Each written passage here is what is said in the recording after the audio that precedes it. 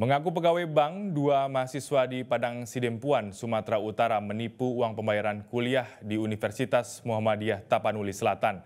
Akibatnya, pihak kampus mengalami kerugian 1,2 miliar rupiah.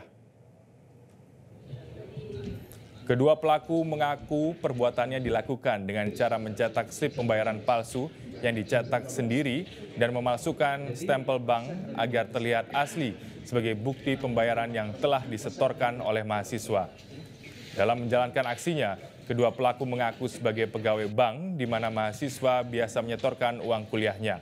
Kapolres Padang Sidempuan AKBP Wira Prayatna mengatakan kasus ini terbongkar setelah administrasi keuangan Universitas Muhammadiyah Tapanuli Selatan menghubungi pihak bank untuk mencocokkan slip pembayaran mahasiswa di bank tersebut. Namun slip pembayaran ternyata tidak sesuai dengan yang dikeluarkan pihak bank.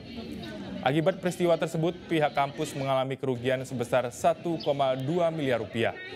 Kedua pelaku mengaku uang tersebut digunakan untuk judi online dan membeli sejumlah barang.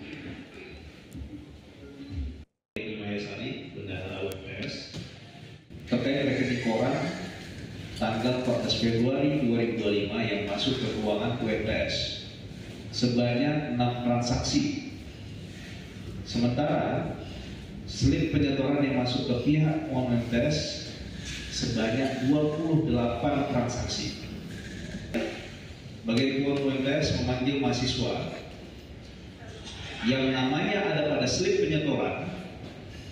Kemudian mahasiswa tersebut mengatakan bahwa uang kuliah telah disetorkan kepada pelaku inisial MA.